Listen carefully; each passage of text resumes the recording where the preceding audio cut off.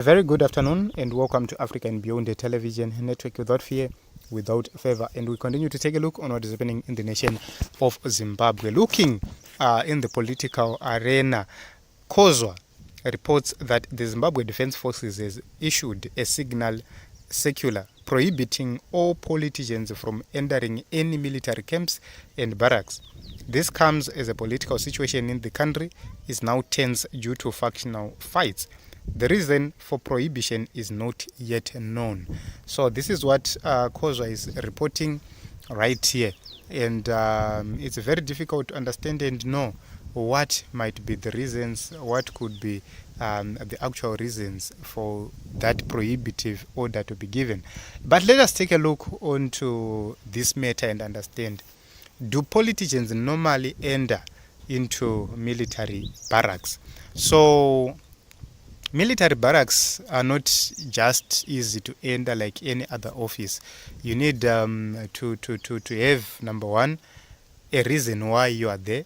Number two, there are procedures which are followed, which means each and every person who enters will be known. But there are high-profile politicians who might not get that or who might not need that clearance. They just need a phone call. I'm going to meet so and so, and they get to wherever they'll be going.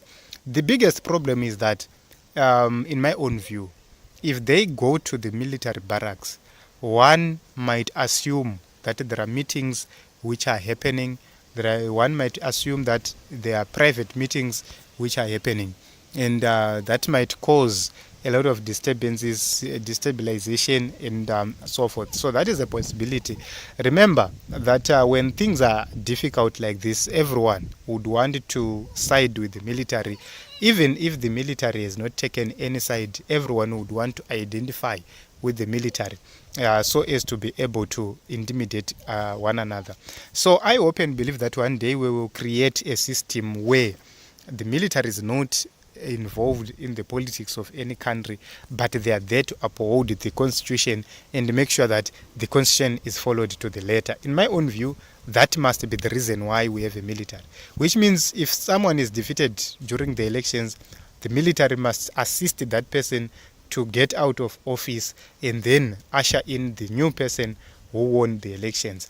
One thing we need to note is that if somebody is allowed to participate in the elections, has been cleared and everything else, there is nothing which must prohibit that person from occupying any office. So, that is the biggest problem which we have had, that we have some people who declare that ZANU-PF icharamba ichingotonga, and there is no renewal. There are no new ideas. That is the biggest problem which we have. And at the end of the day, the military is always threatened by insecurities, by a lot of problems like the economic mess which we have right now. It's spilling over. And it affects the nation, it affects the military itself, it affects everyone. Even the commanders, when you are leaving, one day you will feel it. If you were not a thief, you will feel it that atina zvatakaita. So I hope and believe that the issues in Zimbabwe will be resolved one day, and we will actually find a common ground, the civilians and the military, and then each one performs their functions accordingly. Those who are supposed to be doing civilian duties, they will be then tasked to do civilian duties. Those who are supposed to be doing military duties, they focus on doing military duties. I think it's very, very simple, and that is how it works. So it's still a developing story, and we will continue to monitor, watch, and see what is happening in the nation of Zimbabwe, and we will also update accordingly. So let us continue to pray for change in the nation of Zimbabwe. At the same time, let us pray for peace, because peace is very, very important. Each and every one of us need to be alive in the new great Zimbabwe. So we just hope, we just pray that we are going to be safe as the people of the Republic of Zimbabwe, and we will actually have that much awaited change. Remember that everyone is looking forward to have education, free education to be precise, education which is equal across the board. If you go to the rural areas, you go to the urban areas, you must not be able to know the difference of where does this child come from. You must not be able to know the difference. Then when it goes to the issues of healthcare, we need equal access in terms of health in the rural areas or in the countryside.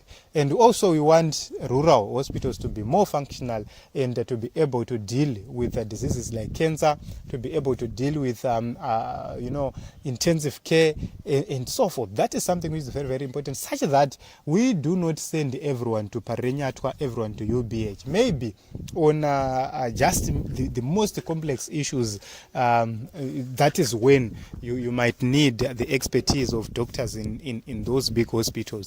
Then when it comes to the issues of infrastructure, we don't want to hear people praising simply because they will be referring to Harare Bridge Road.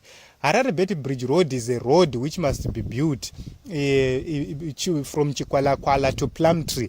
That is where we need such kind of a road. Harare Bridge, in fact, Chirundu Bridge must be a freeway.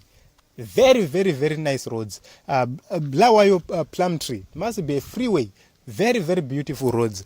Then we have other roads. We have bridges dotted around the communal areas, in the rural areas right there, such that we save lives. People have been drowning in this rainy season. We've seen several people, they've lost property, they've lost children. Other people have drowned in water. They've been swept away with the water currents in various places and different places.